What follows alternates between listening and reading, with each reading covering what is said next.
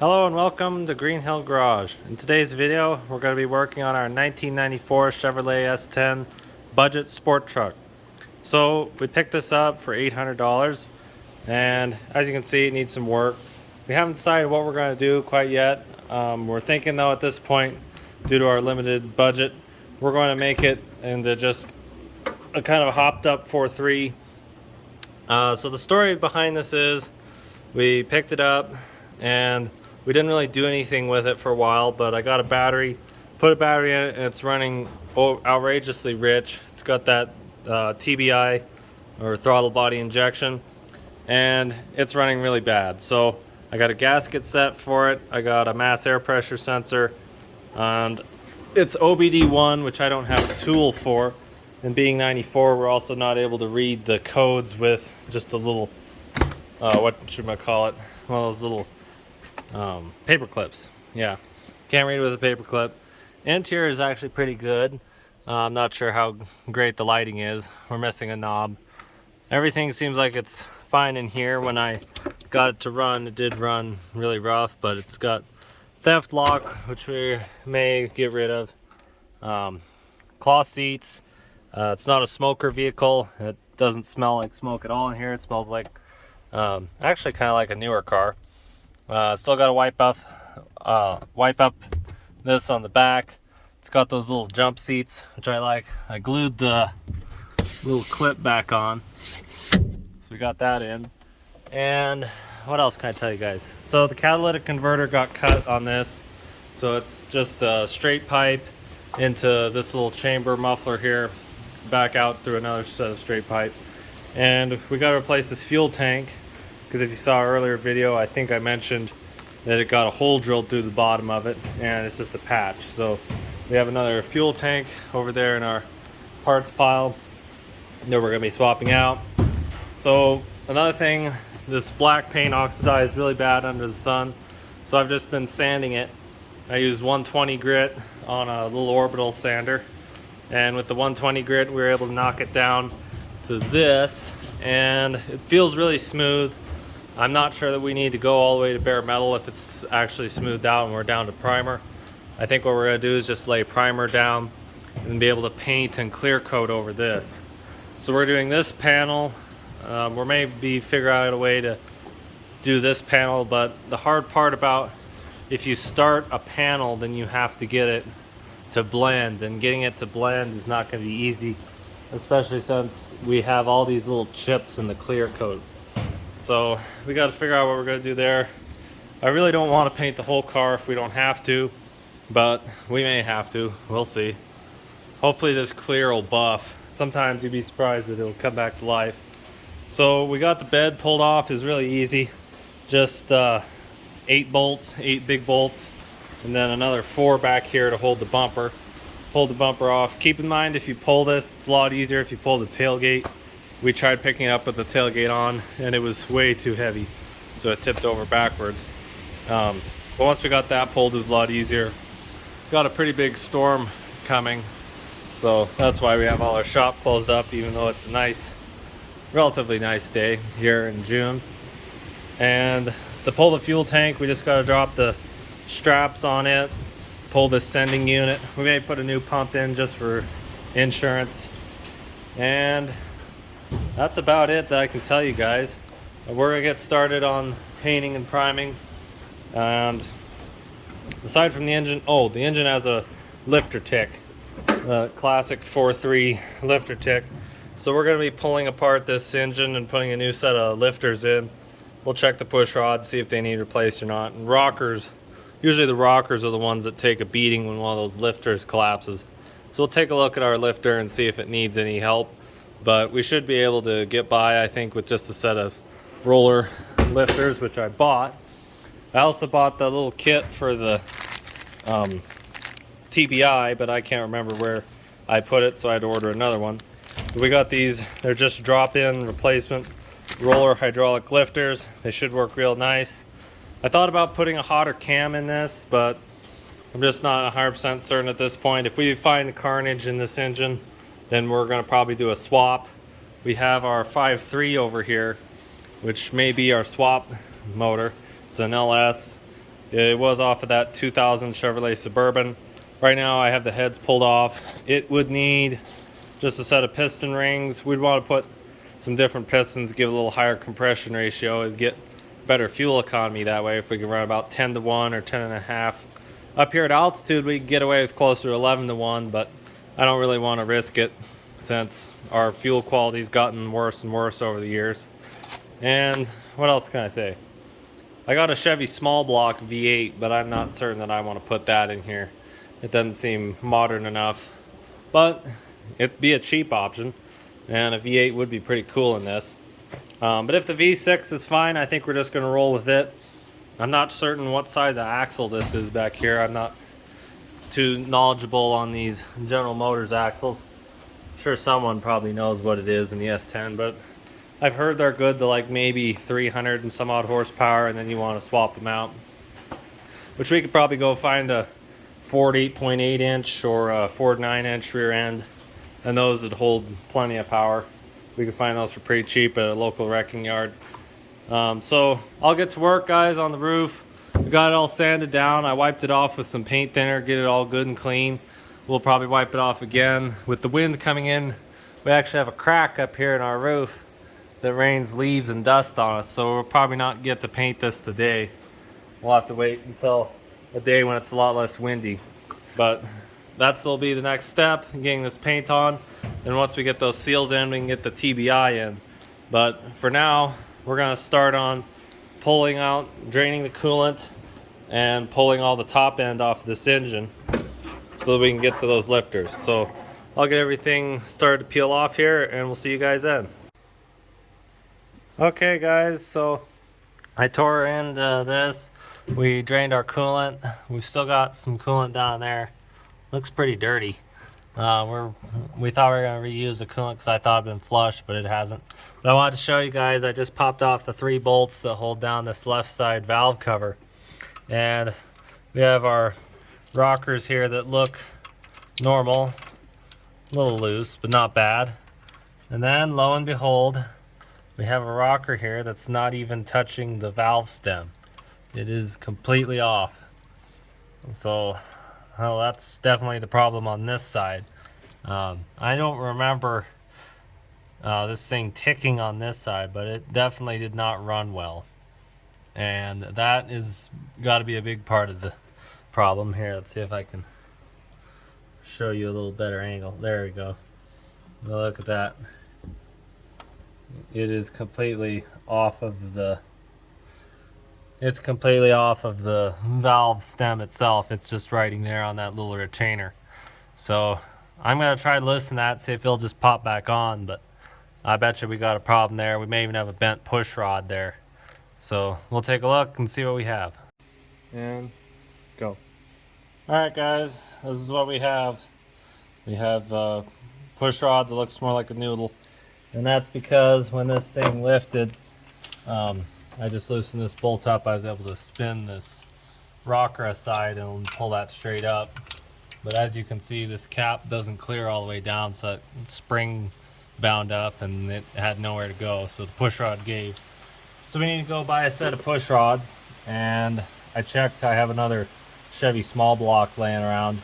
I had heard that these 4.3s are basically just a 3/4 of a small block, but they don't share the same size push rod, at least not the year of Chevrolet I have. It's an old small block, probably around 70s something. So yeah, that didn't interchange, so we gotta go buy some push rods. I also see a crack here at the end of the ball, which that could have just been part of the push rod bending. So now we know the damage on this side. We're gonna need to go around, pull this other valve cover and see what we can find on that side. But we're also gonna need to pull all the rest of this TBI assembly, all the sensors, all that distributor as well, and lift off this intake manifold to be able to get to those lifters. So we'll do all that probably tomorrow morning. We're gonna call it for the evening, and we'll see you guys then. Okay guys, so it's the next day. We spent the whole morning getting this top end stripped down. I took the AC compressor off. The power steering pump had this one bolt that I could not get for the life of me with this little reservoir. So I just took a crowbar and bent the reservoir. It's just made of sheet bell. I just bent it enough to be able to get a wrench in there and just be able to loosen it out. So we got that off. We also pulled this side, and what we discovered is this rocker arm was also off of the stem, which amazes me. I've never seen that happen, let alone two of them in the same engine. But if you'll notice, when I pulled this, this was dry. This was sitting out like this. So somebody's been in this engine before I have. And chances are they did find this and they decided they didn't like it. We also found we have a loose rocker arm here on this other side. But if you look, I don't know if you'll be able to see this, but directly under here, all these studs are dirty, except for this one. Here, let me grab the camera here. So we'll go zoom you guys in, get this light on. I don't know if you can see that, but that's shiny. Like, we'll look at another one here. That one's not shiny, it's got like paint on it. This one's shiny. This rod, or this connecting rod, rocker arm bolt has actually come up. I measured it and it is taller than this one.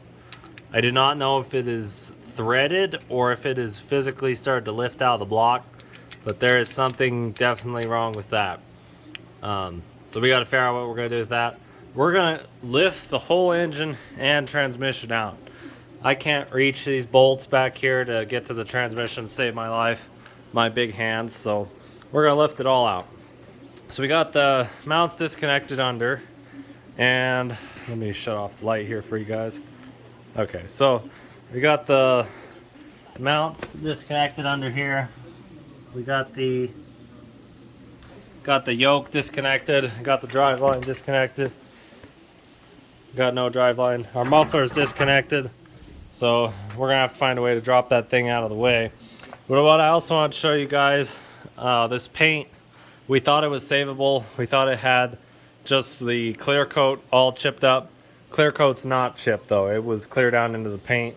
So we're going to be sanding down to the primer and bare metal on this panel here and repainting it. We also did the roof.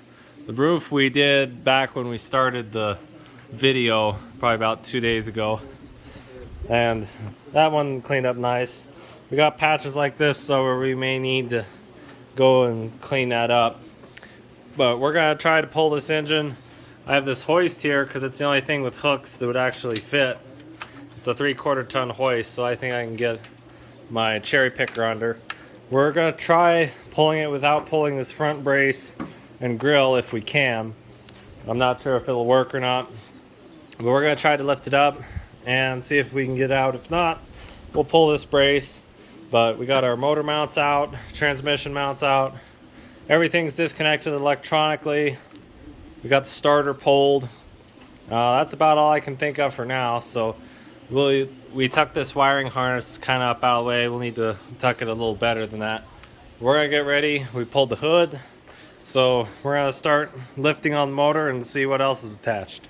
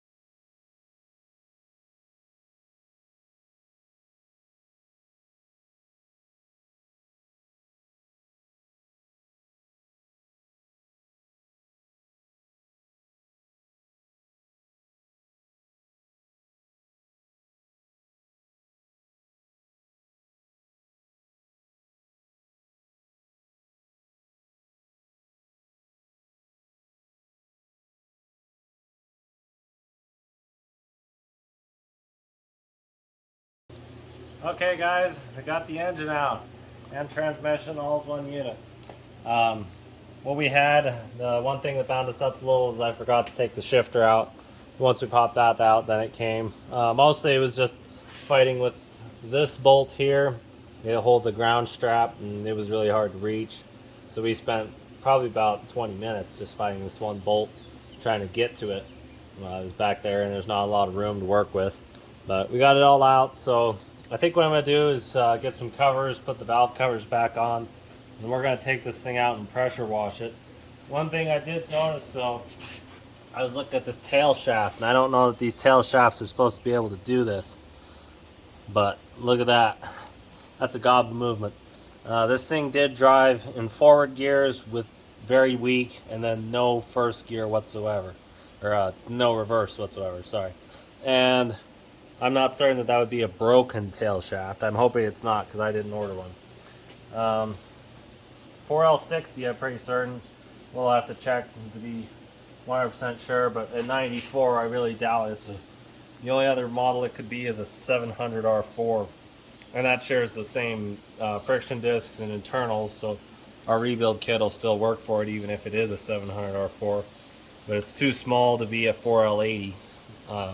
When I first saw it, I didn't realize that some of these 4L60s actually had this bell housing all as one piece. So I was thinking it was a 4L80, but it didn't look big enough to be a 4L80. So, but they made 4L60s with this solid one-piece casing.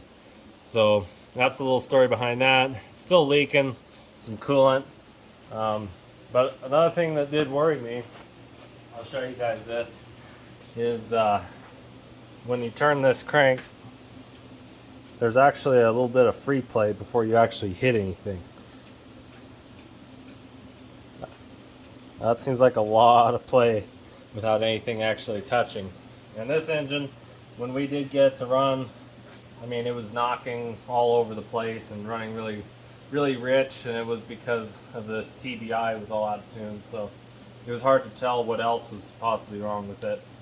But we're gonna probably take this motor, get on our engine stand, and flip it over because I want to see what those connecting rods are looking like. There's a very good possibility we either have a disconnecting connecting rod or probably some bearings that are toasted, if that's how much free play. Hopefully we don't have a bent connecting rod. We had a bunch of bent push rods, two of them as you can see, and then we've got this whole stud has somehow or another raised. I think we showed you before, but this whole stud has raised somehow, and I can't tell if it's turned, if it unscrewed, or if it actually just pushed itself up. But we won't know until we pull it.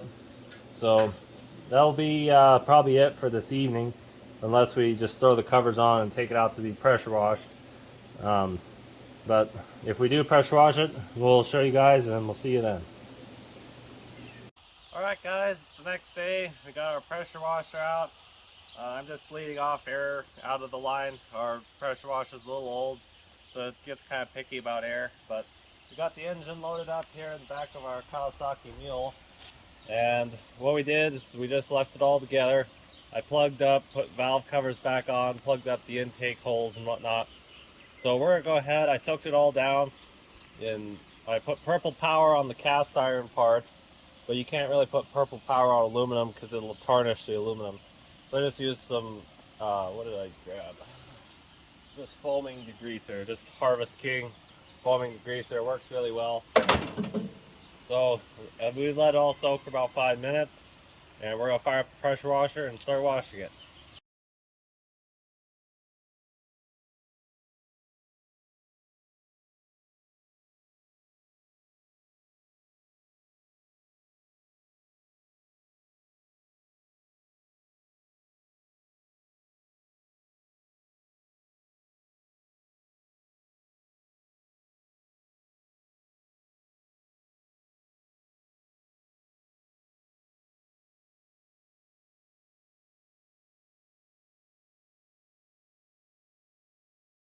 Okay guys, we got the engine in, we let it dry off out in the sun, really did it good. So we popped all the bolts off the bell housing, popped the 3 bolts off the torque converter. Now I'm going to loosen this last one here, As you can see, the case is starting to come apart, so before I let it go entirely, we're going to hitch up our cherry picker and start lifting on the engine, and that'll hold it because I'm almost certain this engine won't stand on its own. So Trace over there start lifting.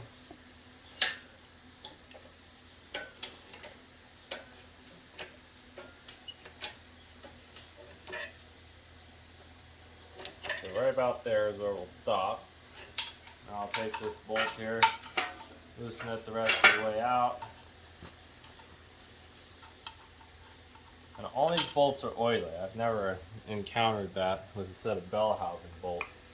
Unless somehow or another these bolts are all tied into the block's oiling system somehow. So now we'll lift it off the one dowel there. Pick it up off the other dowel. And there we go. Slide that out of the way. I forgot we're still tied up over here. You grab a 1/2 inch wrench, if I have one, and then we'll take these tubes off. And once we get these knocked off, then we can slide this transmission out of the way. As you can see, our flex plate looks pretty good. I don't see any broken or missing teeth on the ring gear. There's a little rust around the hub there, but nothing major. As far as I know, this was a Colorado truck its whole life, and I haven't found any other reason to suspect that it isn't. What I've been finding, though, is a lot of evidence that somebody else has been inside of this at least once before me. A lot of loose bolts. All right, now we'll just slide the transmission back. We have our just a three bolt converter. I'm not certain if this converter's toast or not. We're probably going to assume it is. I've got a spare converter. I've actually got 2 spare converters. So we'll see which one we want to run, but this will probably just go along to Rekla since it probably picked up a gob of clutch material off the failed transmission parts. So we're going to be tearing into this transmission. I've got the rebuild kit. I've got a Sunax Smart Shell, upgraded shell with upgraded splines. Got a set of clutches, race asbestos, high energy clutches. What else we get? We got a wide drum, or a new drum and wide band for that. We also got a Corvette servo we're going to put in. So yeah, it's going to be interesting. Stay tuned till then. We're going to be taking this motor, we're going to put it up on our engine stand, flip it over. I got to thinking, and I was watching this distributor. When I turn the engine and you hear like kind of a clank, I was hearing it up front. So I think our internals will probably be fine, but I'm guessing this timing chain has just come loose. So although maybe the 430s have a timing gear, but I didn't think they did. For some reason I was certain these were a timing chain, but it feels, my guess is that's it, because I can turn this and the distributor doesn't turn. The distributor is tied to the camshaft, so my guess is that's a loose timing chain, which the good news is that's really cheap. You can find timing chains for like 20 bucks with the gears and everything. Since this is basically a small block Chevrolet for everything on the front of it. What I've heard, these are just small block Chevrolet, 3/4 of a small block Chevrolet V8. So even the distributor, it's a different distributor because it's a 6-cylinder. But as far as the pattern goes, how everything lays out, it's very, very similar to a small block Chevrolet V8. And let's see, I've got a small block Chevrolet actually over here. I can show you guys.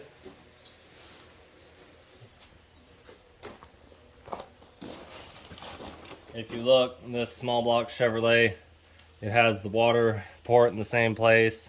It's also got the same exact pattern for its front timing cover on it.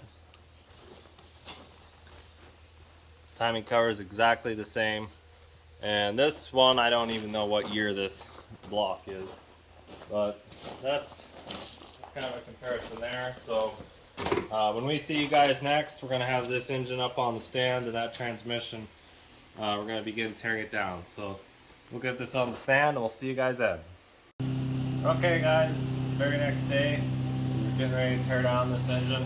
I pulled the valve covers, disconnected the distributor. To do this, you're going to set your motor to top dead center on number 1. It's kind of opposite of what I'm used to. Usually number 1's front right, but on this motor it has a number 1 marked off here on front left. So brought that to compression stroke. As you can see, we got our horribly loose rocker. So got that pulled. Just pulled this little bracket here. It's the throttle bracket, throttle linkage bracket. Got that pulled. So now we're just going to take these bolts all along here off. We'll pull this coil too. That'd be helpful to pull that so we can reach some of these little weird bolts. We won't have to remove this sensor. This looks like it's fine.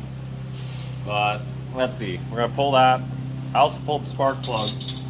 And all of them look pretty much, I don't know if you'll be able to zoom in or not, but they all look like they've been running horribly rich.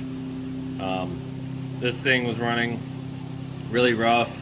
The TBI, it's this 2-barrel TBI. These injectors were spraying a very nice pattern, but there was just a lot of it. And I think it was the little map sensor or fuel, water temperature sensor. We're gonna replace that. It's broken off down here, so we gotta replace that. And what else can I tell you guys? We're just gonna get this intake manifold broken loose. This one is a balance shaft motor, and once we get that broken loose, we're also gonna break loose this water pump, pull that so we can get this front cover off. I plan on replacing the timing set. The more I got to pulling around on the balancer here, the more I think that clunk is coming right here from the cam. So it's probably just a loose timing chain from all the miles. So we're gonna get a new timing set, be able to put that on and get rid of all that slack in there. So I'll start pulling these. They're 9/16 inch bolts. We're gonna pull all them off, see if we can't lift this off. So we'll see you then. Let's see. It's a little sticky. Okay.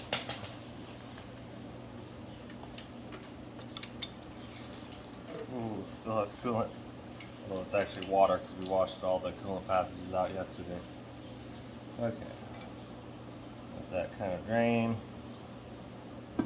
Got a tab there. That tab looks like that was something else. It's interesting to note, this was on facing the coolant side. You got like this muddy paste.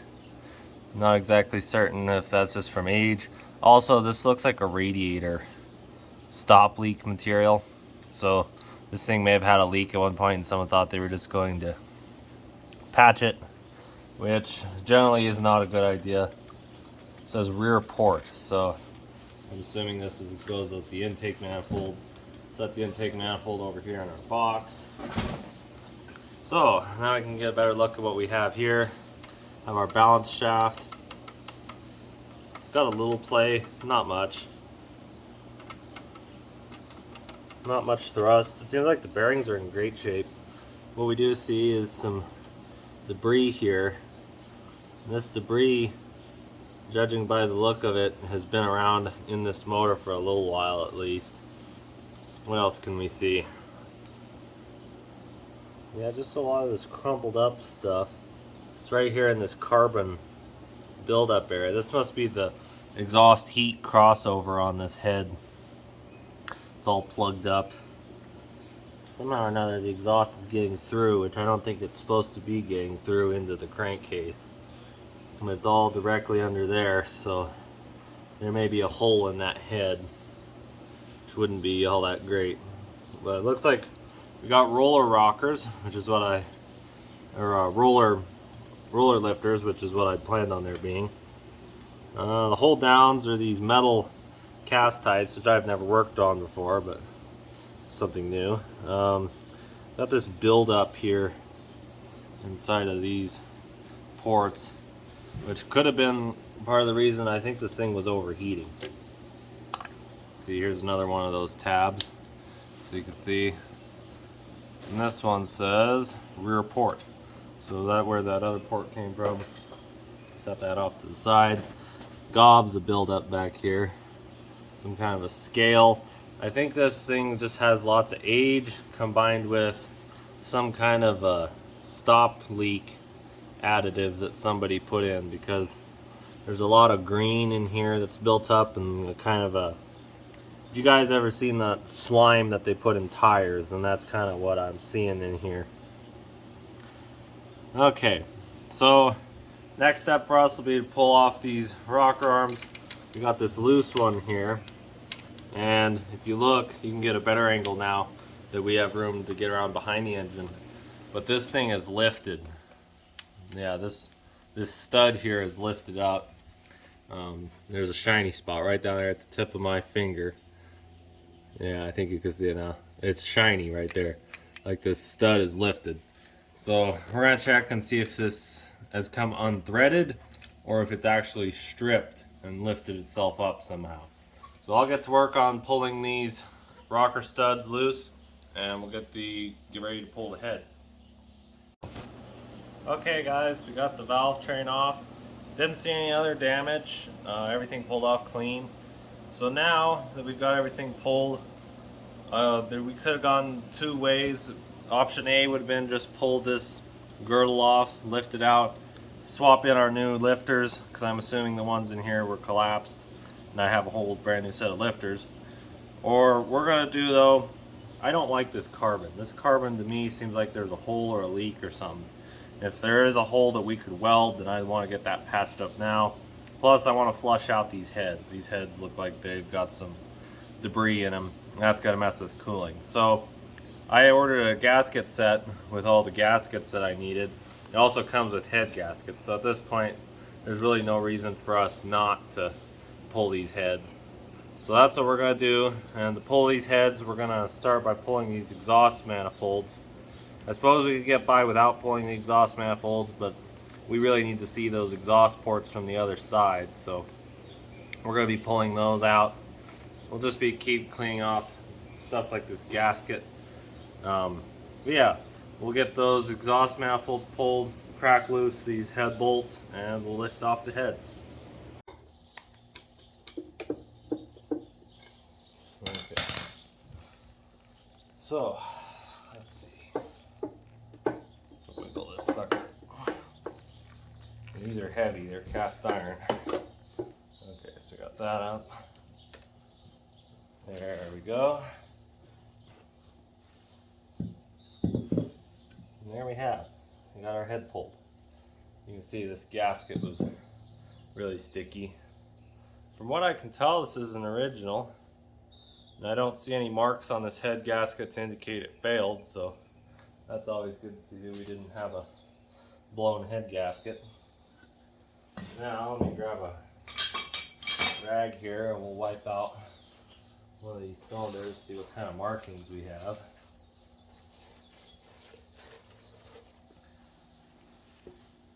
Okay, so on these cylinders, I don't see much cross hatching. In fact, there's just a little bit of a ridge, but it's not much. So I think these cylinders are in pretty good shape overall. And we're up number one cylinder here on compression. Move that to top dead center. So there's top dead center of that cylinder. Where I need to clean up this block really good. All that's just markings, but yeah, we're gonna need to probably get this block either decked or at least sanded flat. And you got the dowels, Chevrolet small block style dowels. Passages actually seem pretty good. I don't feel a lot of scale on these passages, but there's still this like red muddy material on the inside of the cylinder liners, which is not going to help with cooling efficiency. So now we've got this pulled, we'll go over here on this side of the cylinder head, crack all these bolts loose, and lift off this other side. What are you thinking, Cat? You like the job? You just like the chair? There you go. That's a good kid. Saucy. Alright, so we got the head broke loose, all the bolts. Now we're going to go ahead and take our breaker bar here, see if we can't lift it off. Have an emergency. What are you hissing for over there? Grab my shirt. Oh. Okay. Dude, it's so hard to focus that cat. Okay, so this head's on there real good. I'm gonna put my leg up against it to catch it. Ooh, there we go. Alright, so got this head broke loose. Take our old gasket, peel that off, check around. I don't see any signs of a head gasket failure. Nah, this engine didn't actually have one, so. But what we're gonna take a look at, that's why we got this carbon buildup all right in here. And I'm not certain if it's a gasket failure, it's something as simple as that, or there's a crack in here somewhere. I can't actually see. We're gonna need to clean this head up really good to figure out what exactly is going on with it. So I'll set this off to the side. And we can take a look at our cylinder bores here. And these ones are about the same story. There's a little bit of like a rust deposit, but no major wear. It doesn't look like there was any points for extreme failure. This one's a little wet though with oil. These others are dry. That's the weird part. This one's oily, which is interesting because none of the others are oily. So we'll have to figure out what's going on here. It might have something directly to do with why there's a crack here and why we've got all this debris. Because there isn't debris anywhere else. You know, it just dawned on me, this has a lot of not only carbon, it almost looks like gasket material. That same stuff, but it crumbles too easily to be gasket. So it'll be interesting to see what that stuff actually is. And it has a tinge of either burnt oil or gasket. It's one or the other. Yeah, we're gonna clean off these heads really good, figure out what on earth is going on there, and if we got a crack. That's it for the block, except for we're gonna pull off these lifter trays, unbolt them, and then pull out the lifters. We're replacing all of them. So we'll get to work on pulling this water pump first. We're doing that timing set there. We'll pull out the lifter trays and see what we have for lifters. Okay guys, so we pulled these lifters, and what I want you all to look at is this one is apparently a good lifter. It's fully lifted all the way up. This one is a collapse lifter. As you can see, it's not even touching that little retainer clip. It's stuck partway down in the bore. I think what causes this on the General Motors is this carbon buildup and just crud and lack of maintenance. So the only solution I know of is a replacement, but over the long-term period, I've seen a couple of guys use transmission fluid. They put like half a quart to a quart of transmission fluid. Transmission fluid's kind of acidic, I guess what you'd call it. It's got a little more solvent in it, and it really cuts through a lot of this grime. It cuts through rust. Transmission fluid's just a little more harsh, and if you only put like a half quart to a quart, from what I've heard, works really well in keeping these bores, all that carbon debris and old oil deposits from gumming up inside of there, keeps them pumped up. So just something to show you guys. We're going to be draining the oil on this and pulling the water pump next, but that'll be it for now. So we'll see you guys once we have the timing set. Okay guys, we got the engine all set on the stand here. We buzzed off everything off the top. We pulled our lifters out. There was nothing big there. I've cleaned off the deck surfaces. They seem like they cleaned up pretty nicely. Couldn't get these studs out, so we got to clean around those. I've measured for warpage. I haven't found any warpage in the deck surface here, so I don't think we're going to need to have them machined or anything like that. So we unbolted our oil pan, and now we're going to go ahead and drop it. Let's see what we have here for a rotating assembly. Look at that sludge at the bottom. Got some water in there. So yeah, we're going to clean out this oil pan really good before we put it back in. We're also going to take this engine out and pressure wash out these coolant passages because there's a gob of dirt and sand in the coolant passages, which is kind of surprising to me, but this truck was out there in our Adobe dirt, so that's probably where I picked it up. Connecting rods seem good. I don't see any that are disconnecting connecting rods. So everything seems good on the bottom end. I think we got a good solid engine here. We're gonna check the oil pump and the screen. I bet you it's all clogged up. But yeah, we'll be able to pull this, take this thing out and pressure wash it. So we'll see you guys then. Okay guys, we got the engine all cleaned out. I took the block when we had it all torn down, took the block out there, and we washed out all these coolant passages. We got probably like 2 or 3 pounds worth of sand, and also this green, like kind of a green fibery mixture. I think it's that stop leak if I had to guess. But we got all that washed out. Yesterday I put this cylinder head on. We got our brand new push rods, brand new lifters, and just put our old rocker arms on. I couldn't find anything wrong with them. So I got them all lashed and set down. We also got our oil pump and everything under there cleaned out. I couldn't find anything wrong with this motor, guys, so we're gonna run with this 4.3. If I had found something catastrophic in it, I would have switched over and we could have rebuilt that 5.7 small block 350 Chevy that we have. But at this point, I'm not seeing enough wrong. And for what this truck is going to be, this gets pretty good fuel economy. So there wasn't enough reason for me to switch over. I really wish we could have done like an LS, but our budget's kind of tight. So we're gonna do the best we can with this 4.3. I've seen guys make some power with them, so we'll see what we can do to make power. Hopefully better than stock. But we cleaned out everything thoroughly. We took all the bottom end and cleaned everything out, all the sludge. We had that oil pan pulled, cleaned out all the sludge from the inside of the pan, cleaned out the oil pump. Everything measured out fine there in that oil pump. So I was really happy to see that. Let's see, we still have our new water pump. So today, we're gonna set this thing down because it changed in a way. Finished cleaning up this deck surface, and I got a brand new gasket set that arrived 2 days ago. Yeah, it's been about 2 days since we last filmed. Yesterday was raining really hard, and in the shop you can't hardly hear anything, so that's why we didn't film yesterday. But today is a nice sunny day, so we're gonna put a head gasket on, set our head on, then we'll be able to put our brand new roller hydraulic lifters in.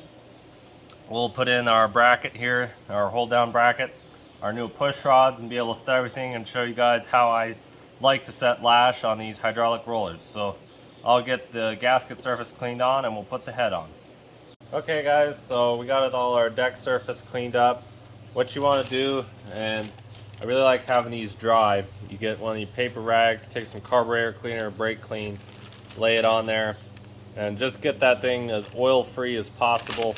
I'm not as fussy as some people. Some people want like even fingerprint oil they're wound up about, so I'm not that fussy. So we're going to take a look at our gasket, and we can see our imprint here, our old lines where this was laid basically just line to line. This other side has a solid section, and that solid section will be facing up towards the head. This particular set of gaskets I bought off eBay. It does not have a left and right or an up and down. These gaskets are pretty much interchangeable from what I was able to see yesterday. Just take our dowel holes, line up both of our dowel holes there and there. Just kind of press it on, and this gasket is kind of sticky actually, which ought to help it bond. And we can see, I'm not sure why these gaskets are made like this, but I've seen a whole bunch of them. Kind of got a groove here. It seems like it opens up the chamber volume. Not sure exactly why you'd want to reduce compression, considering these pistons don't even sit. They sit below deck. I can't remember how many thousands below deck, but these are a low compression piston. So now we're going to take our head. I did the same thing. This head, we took a sandpaper, just cleaned it off good, checked it again, and it has a little bit of flash rust, but it's not that bad. I cleaned that up with brake cleaners so that didn't come off. Everything seems clean enough to me. We're gonna lay it on, and as you can see, it kind of sanded off, but it's more of a solid patch in here, and that's why this solid patch faces up. That's how the original gaskets were laid. So I'll lay this on. We got to watch our dowel pins. Chevrolet small block dowel pins are pretty small, so just take them, lay them in like so. There we go. Just kind of press that head on and we'll have it hold right there. Also, we still have this carbon buildup, but I never could get it to figure out where there was a hole. I think judging by this low surface, see, when I sanded this side, you can see there's a low spot here. I sanded this with a flat, perfectly flat deck, and I kept feeling it out with a feeler gauge. This patch is slightly low. I think the carbon buildup that we had down there was actually an intake manifold gasket leak, because this intake manifold, unlike, I don't know, there's some LS. The LS is just all plastic with the cathedral ports, but these ones, like a small block Chevy, they've got this exhaust port. I think FE Ford engines also have the same thing where they have an exhaust heat crossover. And the idea, as I understand it, is they want to heat the intake manifold to make the fuel vapor turn into a vapor and kind of atomize a little better.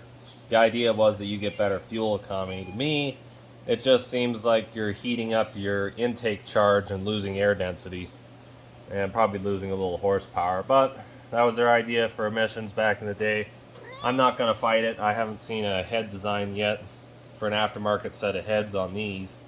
It would be interesting if someone did come out with an aluminum head for a 4.3. So far, I can't think of anyone. Maybe someone does make a high-end aftermarket head, but you can't think of anyone like Edelbrock or anyone making a cheap bolt-on head.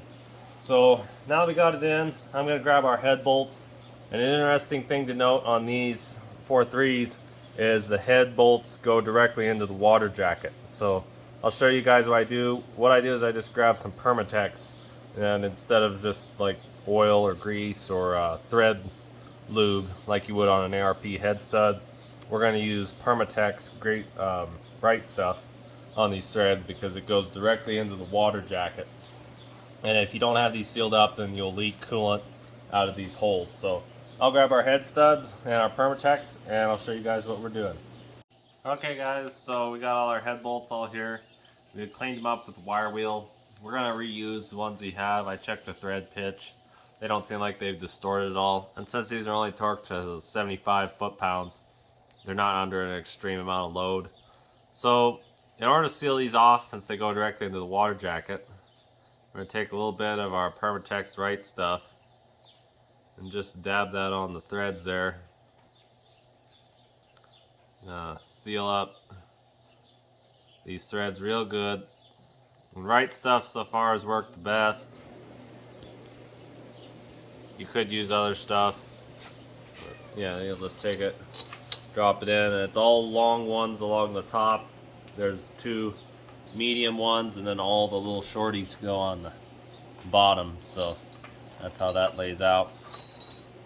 So just that simple process. Take a little dab of it, coat the threads. It actually only gets into the block on like the lower half of the thread, so that's where you want to focus. Get it good in there, and then just drop it in.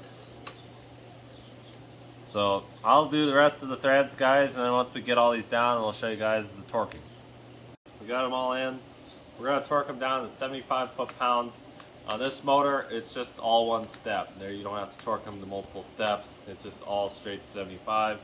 So what I like to do, I don't remember the exact pattern, but start in the middle and work our way out. We'll just go middle, middle, then 1, 1, 2, 2, and so on to work our way out so we don't warp the head. You definitely don't want to start at one end and go to the other, because you will warp the head if you do that. This torque wrench is just an old beam type torque wrench. So far it's been pretty accurate. So we're just going to torque. I can see 75 on there. We're just going to take it, hook it on, and on these beam types, you'll notice this thing pivots. What you want to do is just hook your 2 fingers on the outside of this beam. If you have them here, your torque reading is going to be incorrect. So remember, you get your 2 fingers on the outside of this, because the way a beam type works, this beam here flexes, and it's set to flex at a certain rate.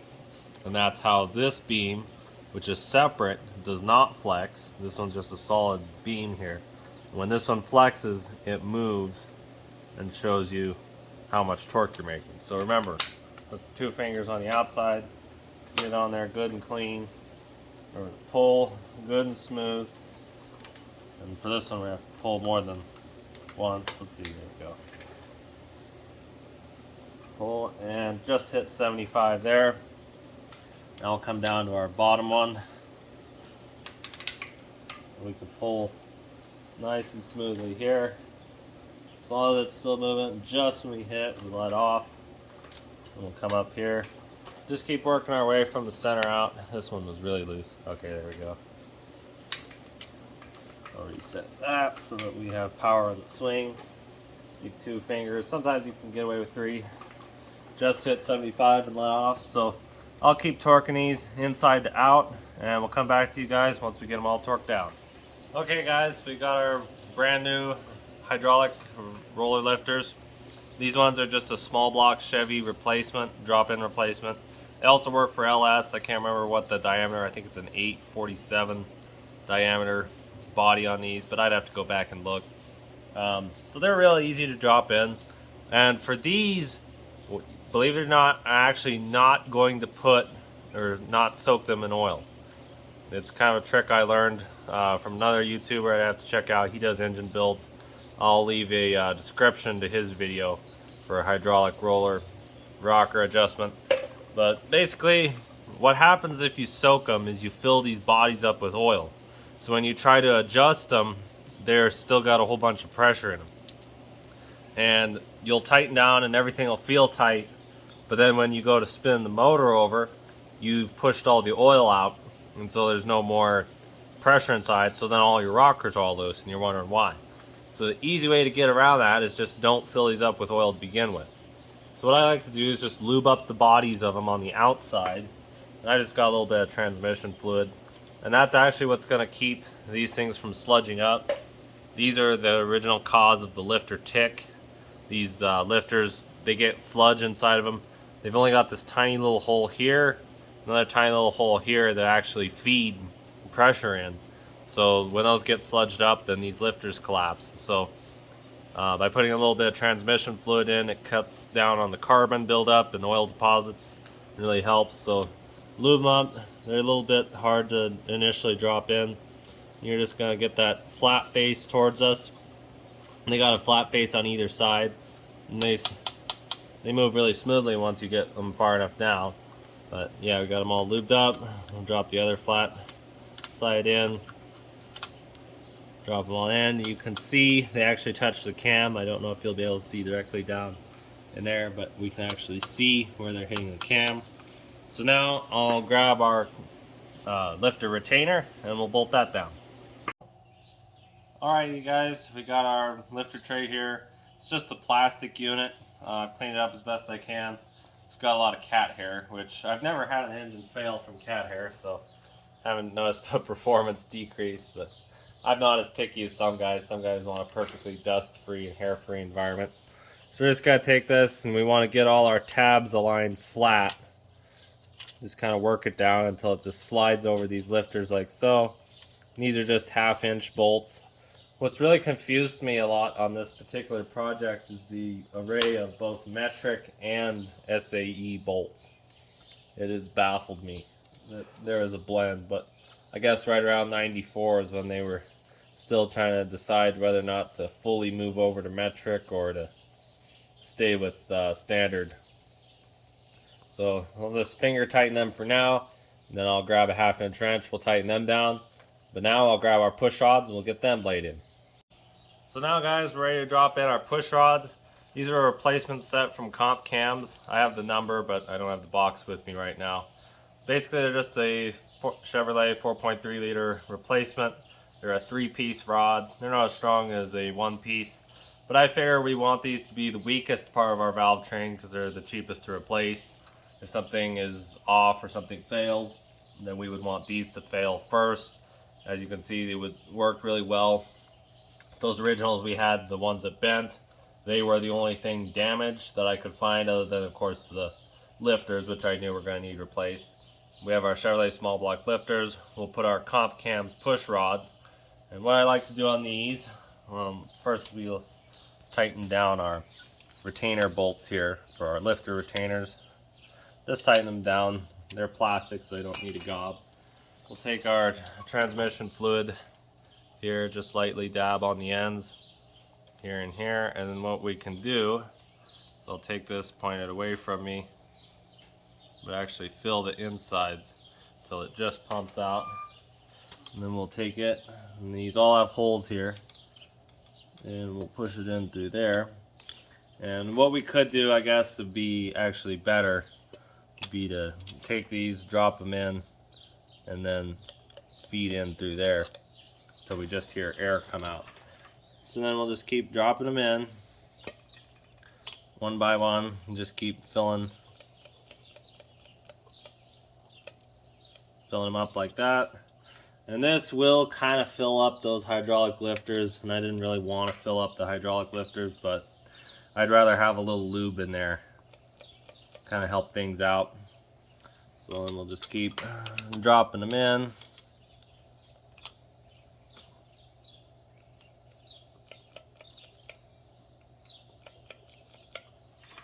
Okay, so now I'll grab our rocker arms and we'll be able to set rocker arms, and then I'll show you guys how we're going to set our valve lash. Okay guys, so we got all our bolts on, all our rockers are connected. So now what we're going to do is we're going to go along, we're going to just spin these, and as you can see it's loose. And the way I do it is I'll just spin until you just get just tight enough that they won't spin anymore. You just keep spinning, just keep putting torque to them. Just tight enough. Wiggle it a little bit. Still spin it some more. And you're going to want to do this for all rockers that are on base circle. What I mean by that is the camshaft, basically if the lobe is shaped like this, we don't want it to be on the main lift or the highest point of lift. We want the cam to have spun over to base circle. Basically every cam has a circle, and then it's got your tall patch here, and this is where you lift on the lobe. So we want to be on the bottom of base circle is where our roller should be, so that we're at the bottom of our stroke here. So when we're at the bottom of this little valve stroke, that's when we're able to adjust. So as you can see, it's still loose here, but we are just worried about whether or not this will spin. So we can take this one, wiggle it just a little bit, kind of help loosen it up. Then we want to wiggle it again. We can see that we went just a little too tight, so we'll back it out.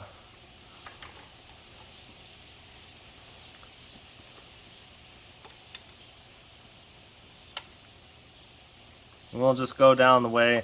What we can do, guys, is hitch our balancer, which unlike a lot of Ford balancers and whatnot, this balancer is actually a 5/8" bolt. We can spin our motor over. In doing so, it'll loosen some things up, as you can see. So then we can retorque again. And that shows us we may or may not have actually been on base circle before we loosened up. Also could be when we lubed all these push rods, we got some oil inside of those lifters. So those lifters may have actually had enough to stay kind of pumped up. Then as soon as we spin the motor over, they're not pumped up anymore.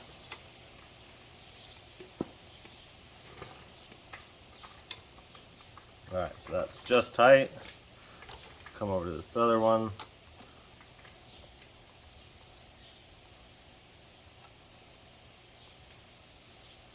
Alright, that one's just tight as well. So they all should kind of look the same, except for whichever ones are going to be on their little stroke. This one still spins just a little bit. Loosen it up. It's a little too tight, so we'll back it off. There we go. We want these to be just firm in the bore, the ones that are on base circle.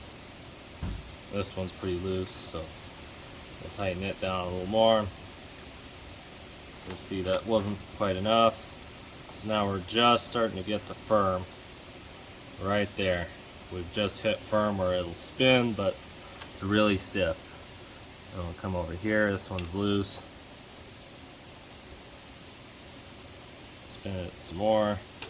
Keep tightening in little steps so that we can wiggle it also, and that can loosen it up. As you can see, it's good and solid, so we'll back it off just a touch. So it's just stiff. We'll also tighten it just a bump there. So now, we'll get back up here on the crankshaft, turn it over again.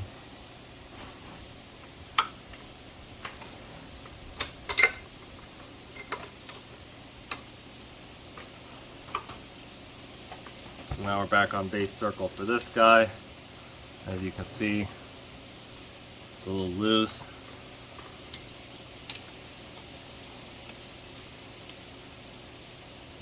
Still a little loose. Just keep tightening them incrementally. In the video I've seen that made the most sense to me was you want to get these things just to the bottom of their area, and it's worked pretty well, at least on the other motors I've done. So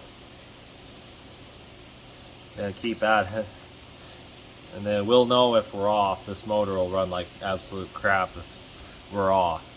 So and this one's spinning again, so come back to this one.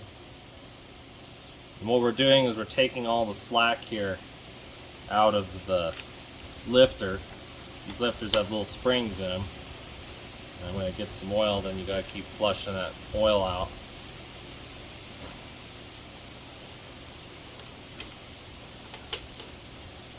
And also these push rods are just a touch longer, so it's very critical that we get these correct. They're a little different than stock. They're just a touch longer. Okay, so feel good on that. We're loose up again on this side.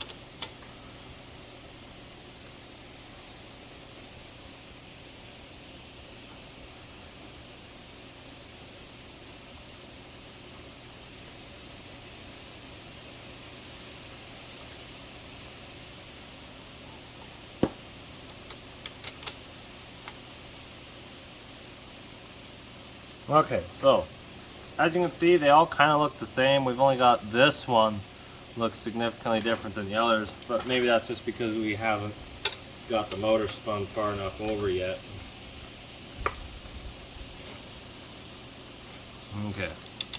Okay, so there we go. We got that over to base circle, and as you can see, there's some play there. So we're gonna tighten this sucker down.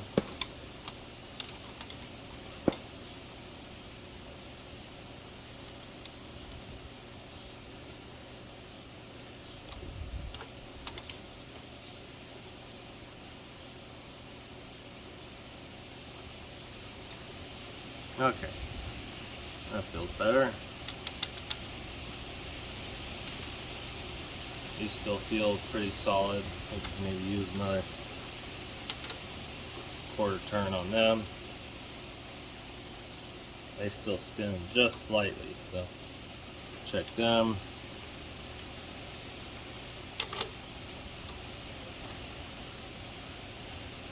Okay, that one's good and solid. This one came loose, as you can see.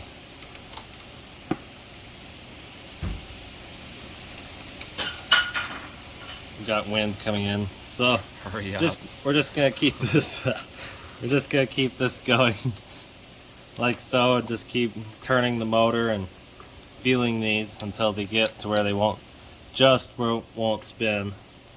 And that's how we'll do it. We'll just keep working on that, guys, until we get to the point where they're all tight. And after that, we'll be ready to put the valve covers on. Alright guys, so we got our brand new gasket on. Also got these brand new little grommets in here that'll help prevent any oil leaks. So got everything all tightened down. You want just a little slack. I think we got just about perfect. All those rods are nice and stiff.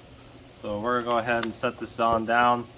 It won't line up perfect right off the bat, but that's what these bolts are for. Take these bolts, you want to put just a dab of tranny fluid on it.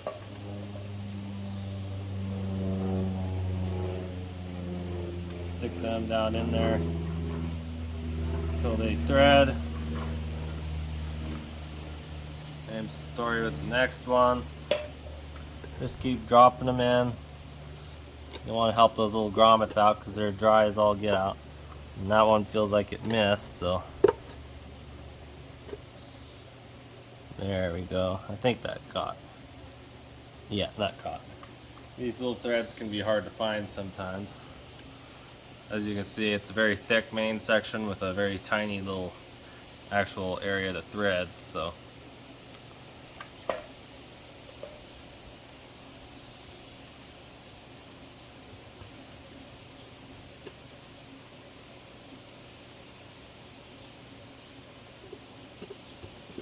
Go around until we hit that spot. And these are 1/2 inch. So I'll just grab my 1/2 inch wrench here.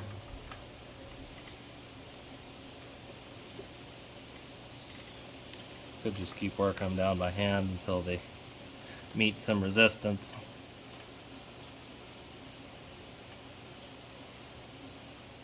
And these ones you're gonna torque down to like 15 foot-pounds, maybe a little less, closer to 10 foot-pounds. They actually have a bottom to them, so you're not squeezing this gasket or these little grommets. You're actually going metal to metal under there. So we'll wiggle it until we get centered. Once we get centered, we can start putting the torque to it. Put one there. A couple squeezes over here.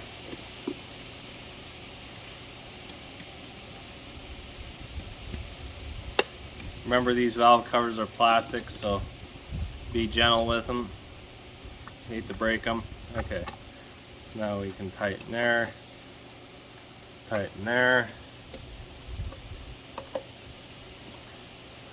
and tighten there. So now we're good on those. We got it all tightened down.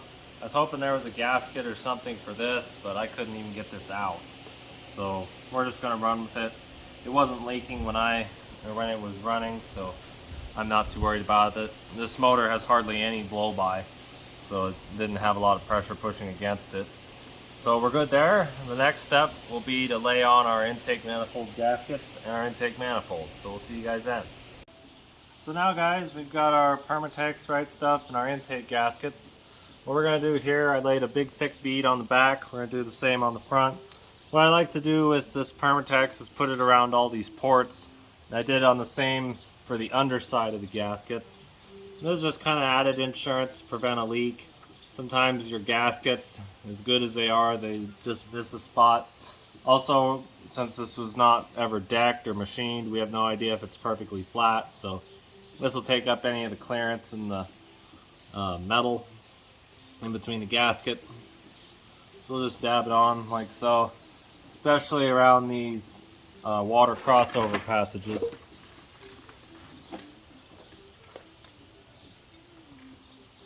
But we also want to avoid intake leaks.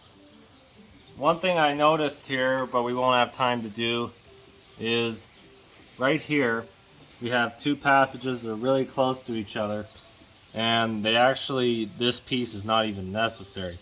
I looked at the intake manifold, and if you look, there's a little bar. That's it. It's not solid here. So if I was gonna port these, I think the first thing I'd do is knock this down in probably an inch and get it nice and sharp and tapered. Because right now this is just a big turbulence factor in the intake.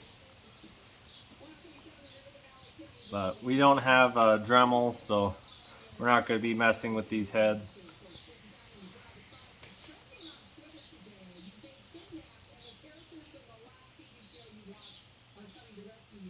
Okay.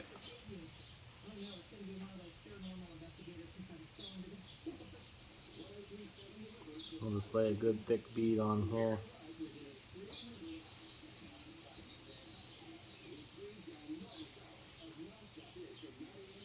I mean, it uses a lot of gasket sealer to get this, but you don't want this to leak, so better to do it once and do it right, even if it costs you a little more in your gasket sealer. And since this stuff's only a few dollars, it doesn't make sense to cheap out here. We'll just wipe a little extra, and then we'll lay this intake manifold on. Okay, so distributor hole goes towards the back. We'll just lay that down. I washed this. It's still a little grimy, but we got the vast majority of the grease off the bottom. It's still a little dirty. This stuff wouldn't come off. I had hot water and Dawn dish soap, but it's the best as we can get for what we have. So now, bring this down as slowly and as straight with those holes as we can.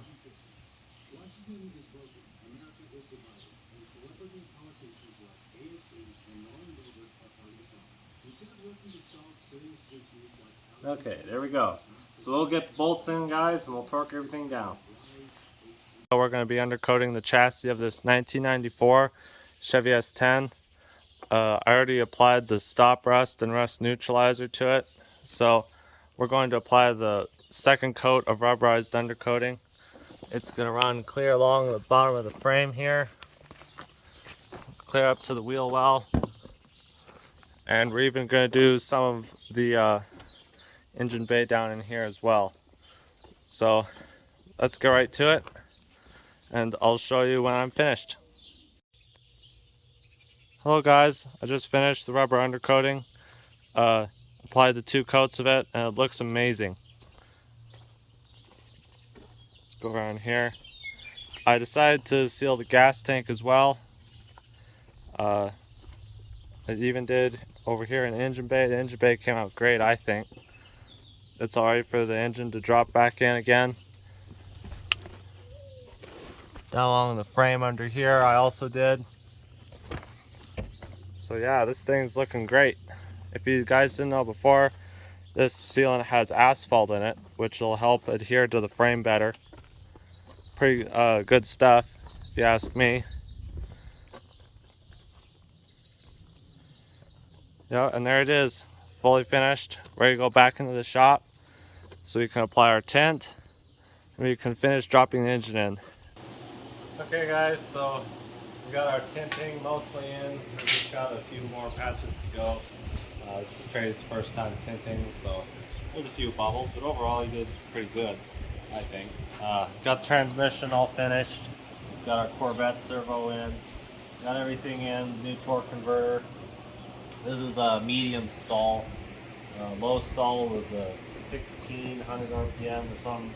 It's like 1500 maybe for a low stall. Then this medium stall is an 1800 to 1900 RPM. They had high stall, but I couldn't find any for a price I was going to pay. Up here at altitude, these things do a little better, usually with a higher stall. And most gasolines in general, they usually get off the line better with a higher stall. But the medium stall was all we could afford for now. And the medium stall will definitely be an improvement over the stock stall. We've also upgraded our torque converter lockup valve. Basically with the shift kit, we're not going to have the partial lockup that General Motors had. Just really hard on these poor torque converters. With the Corvette servo and the rest of the shift kit, it's a Transgo shift kit, so it should help keep this torque converter from burning up. I got all the check balls in. It was a real pain in the butt getting all them to line up and set the valve body on. It took me about 3 tries to get it right, but I made sure I got it right. Everything works. What else can I tell you? New seals, new bushings. So now we're gonna go ahead. We've got 6 bolts to choose from, and only 3 we're actually going to use on this torque converter.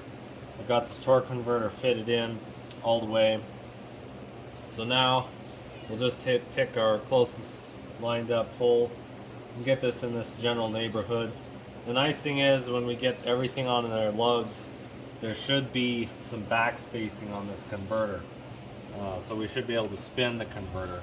If it's really tight and we can't spin it, then we know we didn't get this all the way in. So we'll back out and make sure.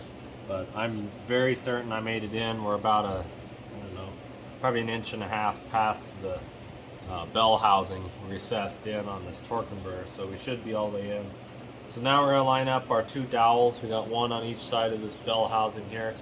Just gonna slide it in. I put a little grease on the torque converter hub, and that'll keep that from sticking on and rusting in the future.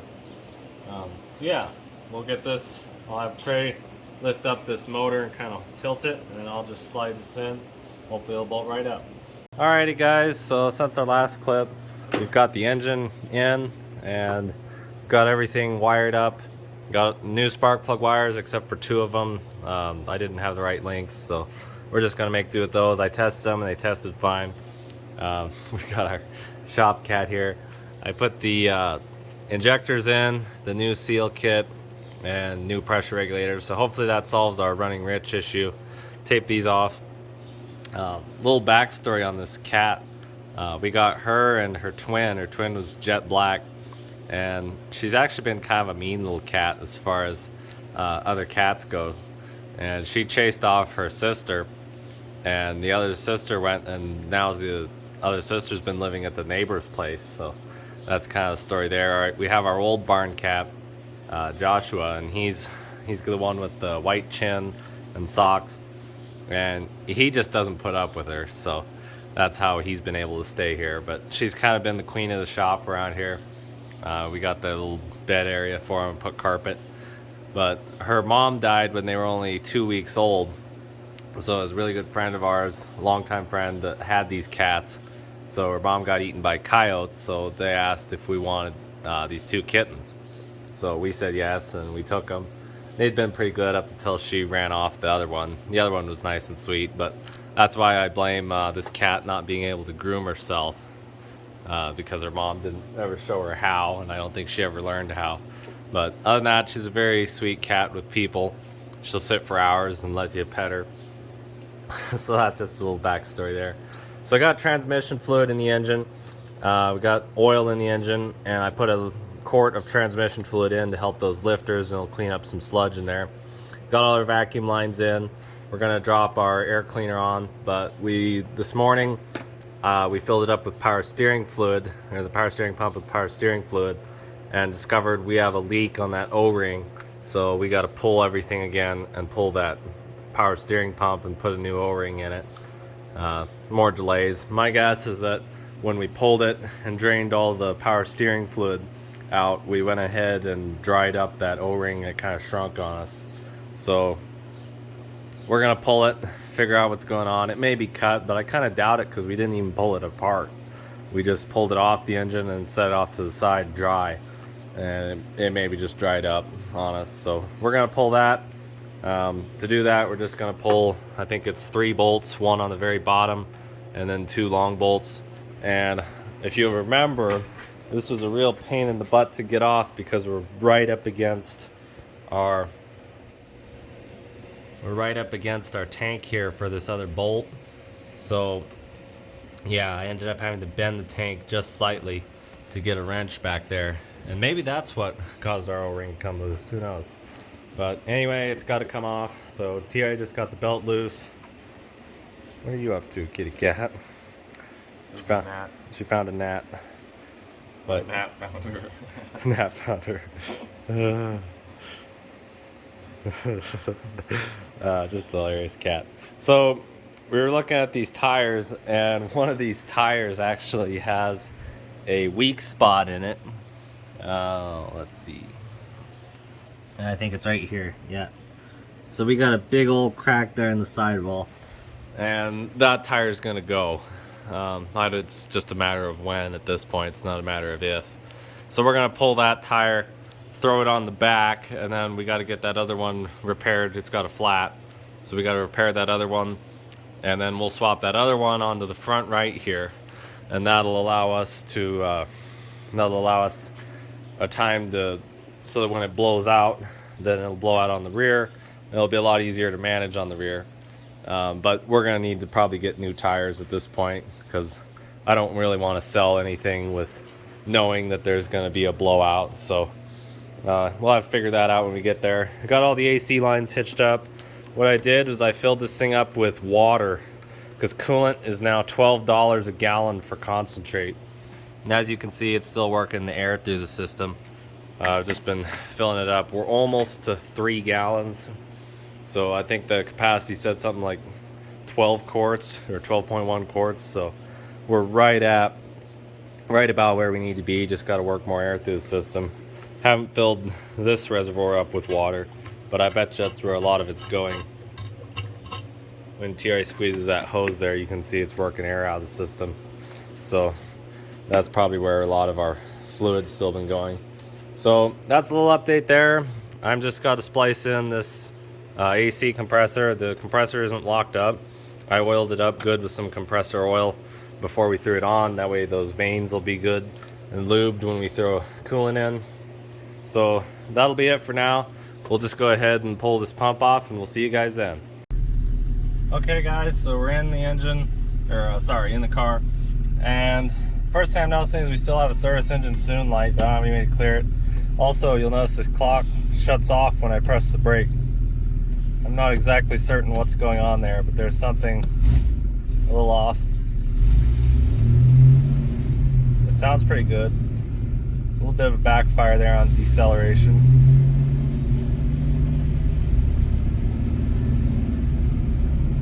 Just a little bit of a misfire. And that may be just some carbon on the spark plugs, so we'll buckle in here. Remember, I rebuilt this transmission by myself, so this is the first automatic transmission I've ever rebuilt. Do we have AC? And we have power steering too. Oh, that's something I forgot to mention. We put in a new power steering pump because the old one actually crapped out on us. So we have power steering now. We have 12 volts of power. Yeah, our oil pressure is a little low, but it's still reading in the white. So this thing, basically 10 psi per 1,000 RPM is what I always try to keep my engines running around at, and this one looks like it's holding about 20. So we'll get out a real oil pressure gauge. But yeah, brakes work good. Let's see what it'll do. I'll spun the tires. There's 20.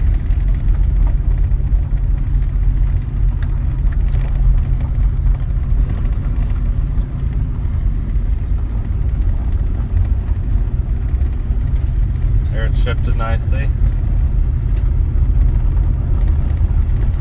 We've got third gear now.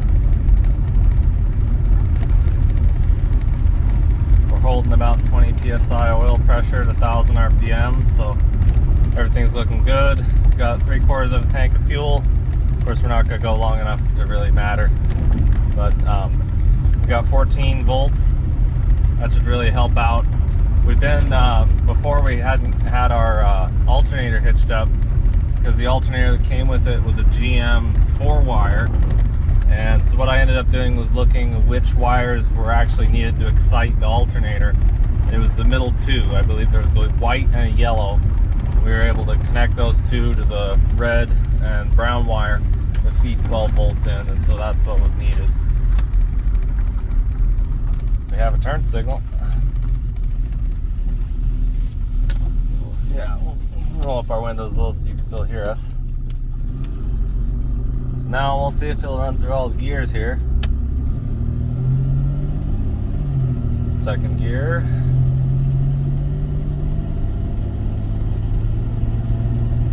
Third gear. Felt good. Fourth gear. We have all 4 gears, guys. There's overdrive.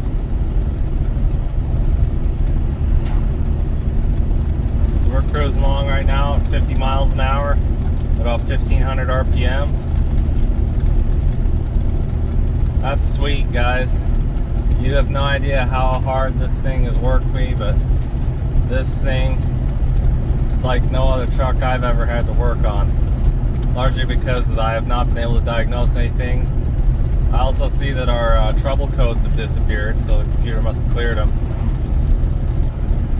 So we're gonna call it for this video, guys. Thank you all for watching.